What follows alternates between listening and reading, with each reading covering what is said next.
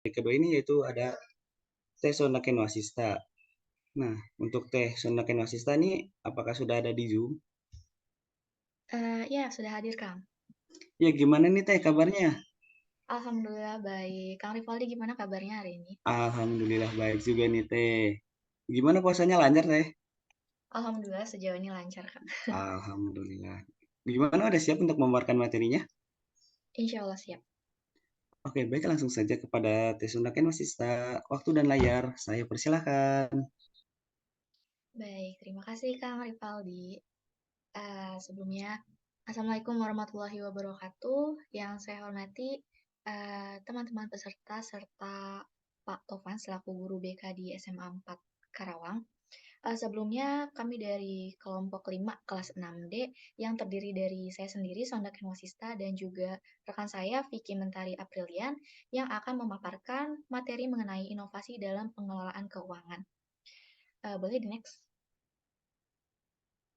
Ya, mungkin langsung aja ya. Pengelolaan keuangan menurut Nafisah pada tahun 2017, faktor yang mendukung keberhasilan mutu dan kualitas pendidikan yaitu adanya pembiayaan sekolah yang mencukupi. Nah, agar tercukupinya pembiayaan sekolah, maka membutuhkan SDM yang dapat mengelola dan mengoptimalkan keuangan dengan baik agar dapat menunjang efektivitas pendidikan sekolah. Nah, di sekolah, pengelolaan keuangan biasanya dilakukan oleh bendahara sekolah. Nah, ada dua tugas utama dari bendahara. Yang pertama, pengelolaan keuangan, yaitu mengelola keuangan dari program-program Wakasek dikelola sesuai dengan aturan yang berlaku.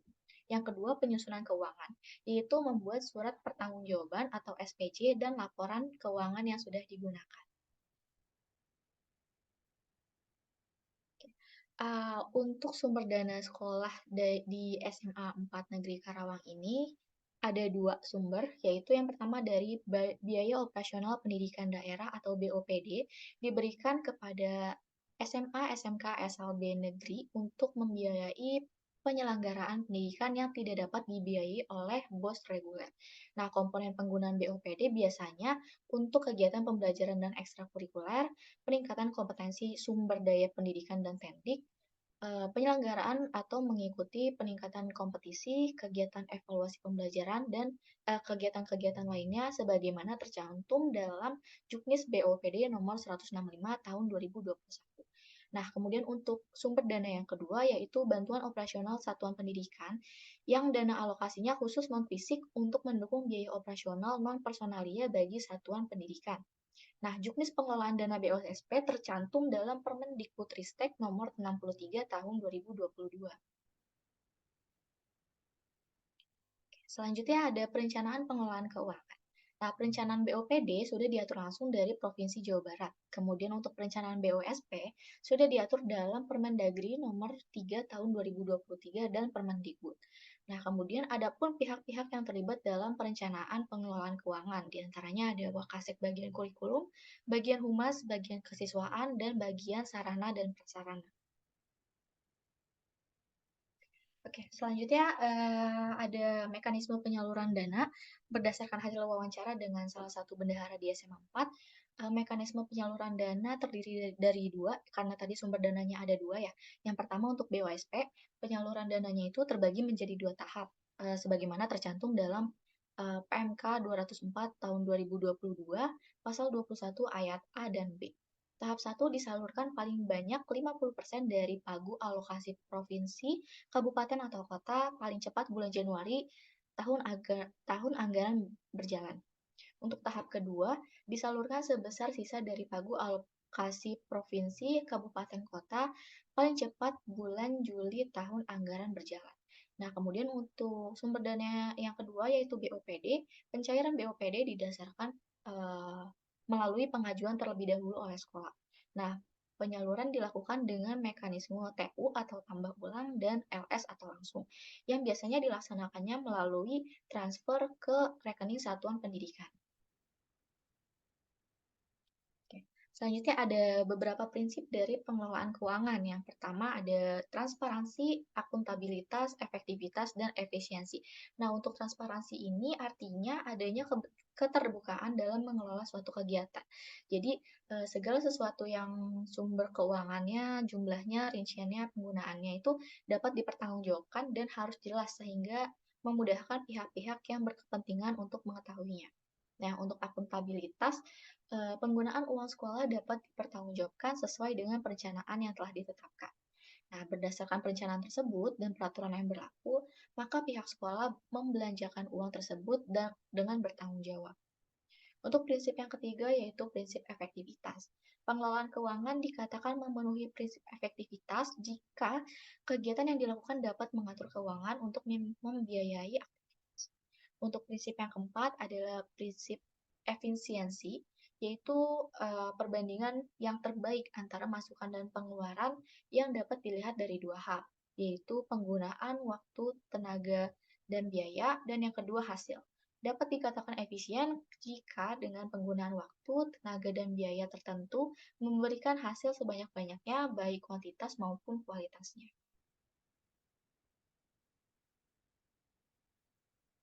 Selanjutnya ada realisasi sendiri dari SMA Negeri 4 Karawang memiliki aturan dengan pembuatan RKAS atau Rencana Kegiatan Anggaran Sekolah.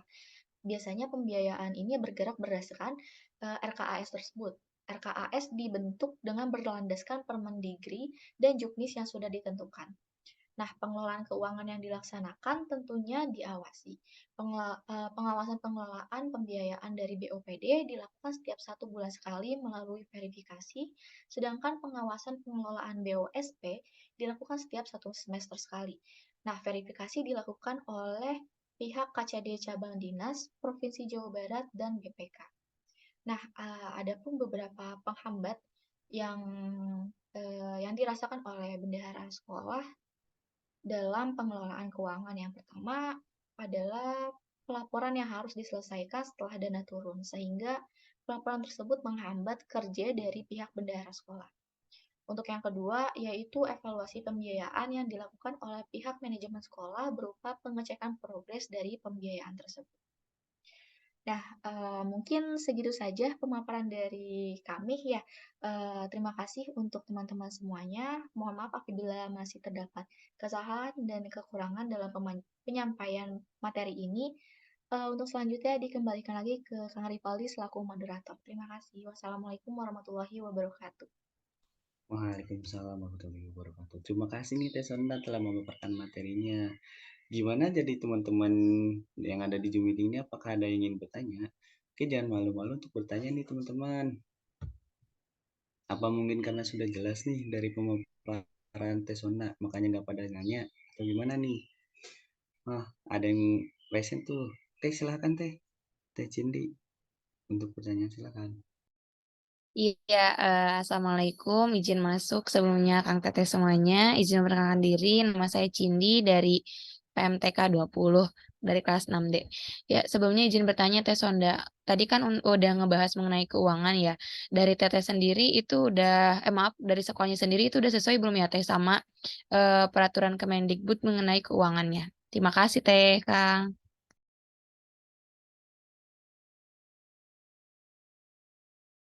Oke, terima kasih Teh Cindy atas pertanyaannya. Gimana nih Teh Sonda? Apakah ingin dijawab dulu atau bagaimana nih? Ya, boleh langsung dijawab aja ya, Kang Rivaldi. Oh ya boleh Teh, silahkan. Oke, terima kasih Teh Cindy atas pemaparannya, atas pertanyaannya. Berdasarkan dari hasil wawancara kami ya kepada pihak bendahara sekolah, yaitu untuk sekolah SMA 4 Karawang ini sudah melaksanakan juklak juknis sesuai dengan peraturan dari Kemendikbud ya, yaitu yang tercantum dalam BOPD nomor 165 tahun 2021 dan peraturan BOSP yang tercantum dalam Permendikbudristek nomor 63 tahun 2022. Jadi untuk SMA 4 ini selalu mengikuti arahan dan aturan yang sudah diberikan oleh pemerintah seperti itu, Teh. Ya gimana Teh Cindy untuk jawabannya apakah jelas? Ya, izin masuk, Kang. Sudah cukup jelas ya. Jadi untuk SMP 4 sendiri, SMA 4 sendiri udah mengikuti peraturan pemerintah ya, sesuai sama Kemendikbudnya. Terima kasih Teh Sonda, Kang Ripal. Sama-sama Teh Cindy. Sama-sama Teh Cindy. Baik, karena sesi tanya jawabnya sudah selesai, maka izinkan saya untuk membacakan kesimpulan pada materi kali ini, yaitu pengelolaan keuangan atau pembiayaan sekolah sudah memiliki juknisnya tersendiri yang harus diikuti dan diterapkan. Penyusunan RKAS juga harus berdasarkan juknis yang ada dan dari Pemendagri. Anggaran yang sudah diberikan harus dikelola dengan sebaik-baiknya, bertanggung jawab, dan tidak boleh diselewengkan, sehingga tidak dapat seenaknya memberikan perubahan atau inovasi-inovasi yang baru. Nah, mungkin karena materi yang kedua ini telah selesai, terima kasih kepada Teh Sonda yang telah memaparkan materinya. Ya, semoga untuk melakukan aktivitas yang lainnya. Terima kasih kepada Teh Sonda. Baik, terima kasih juga Kang Rivaldi.